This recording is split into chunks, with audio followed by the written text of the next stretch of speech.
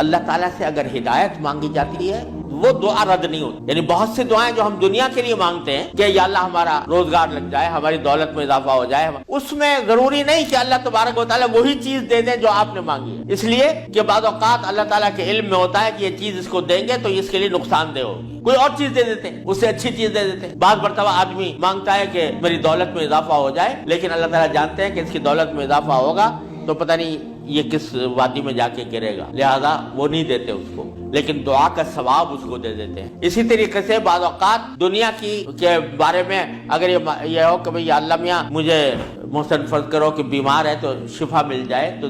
بیماری کے اندر بعض اوقات اللہ تعالیٰ جانتے ہیں کہ اس کا بیمار رہنا ہی اس کے حق میں زیادہ فائدہ مند ہے, تو وہ بعینی ہی وہ چیز نہیں دیتے لیکن اس سے اچھی چیز عطا فرما دیتے. یہ اللہ تبارک و تعالیٰ کی سنت ہے دنیاوی چیزوں کے بارے میں. لیکن اگر کوئی ہدایت مانگے سچے دل سے, یا اللہ مجھے ہدایت دے, یا اللہ مجھے سیدھے راستے پر چلنے کی توفیق دے دے, یا اللہ میری اولاد کو سیدھے راستے پر چلنے کی توفیق دے دے, تو یہ دعا رد نہیں ہوتی, اور یہ دعا ضرور قبول ہوتی ہے بشرطے کہ مانگنے والا ہو, سچے دل سے مانگے, خشوع کے ساتھ مانگے, اللہ تعالیٰ سے مانگنے کے انداز میں مانگے, تو اللہ تبارک و تعالیٰ وہ دعا رد نہیں فرما. بلکہ میرے شیخ حضرت عارفی رحمۃ اللہ علیہ فرمایا کرتے تھے کہ اپنے اللہ میاں سے جب کوئی مانگو تو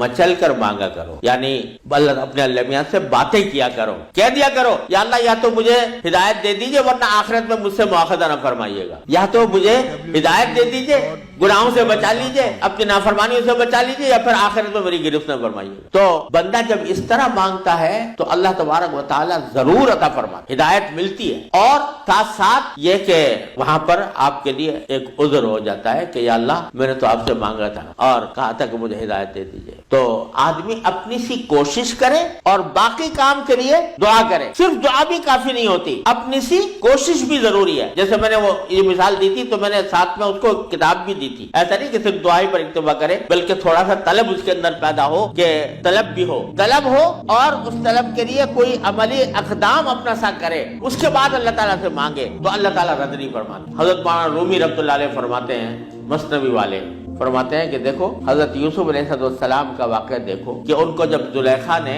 ورغلایا, گناہ کے اوپر آمادہ کرنے کی کوشش کی, تو قرآن کریم میں ہے کہ اس سے پہلے اس نے سارے دروازوں پر تالے ڈال دیے, غلقت الابواب, سارے دروازوں پر تالے ڈال دیے, اور پھر حضرت یوسف علیہ السلام کو بہکایا, ورغلایا. تو حضرت یوسف علیہ السلام آنکھوں سے دیکھ رہے تھے کہ سامنے دروازوں پر تالے پڑے ہوئے ہیں, نکلنے کا راستہ نہیں ہے, لیکن انہوں نے سوچا کہ میرے بس میں اتنا ہے کہ دروازے تک چلا جاؤں, بھاگ گئے. تو بھاگ گئے, دروازے تک پہنچ گئے, اور وہاں جا کے مانگا اللہ تعالیٰ سے کہ یا اللہ یہاں تک پہنچنا تو میرا کام تھا, آگے دروازے سے باہر نکالنا اور اس گناہ سے مجھے بچانا آپ کا کام ہے. تو نتیجہ یہ ہوا کہ دروازے کے تالے ٹوٹ گئے اور داخل. تو مولانا رومی فرماتے ہیں کہ گرچہ رکھنا نیست عالم را پدید, خیرہ یوسف وار می باید دوید. اگرچہ تمہیں اس دنیا کے اندر تمہیں کوئی راستہ نظر نہیں آ رہا, گناہوں سے بچنے کا, اللہ تبارک و تعالیٰ کی نافرمانی سے بچنے کا ماحول ایسا ہے, اس سے نکلنے کا راستہ نظر نہیں آیا, لیکن خیرہ یوسف وار می باید دوید, جس طرح یوسف علیہ السلام دروازے اپنے حد تک جتنا کر سکتے تھے اس کے لیے دروازے تک دوڑ گئے, اس طرح تم بھی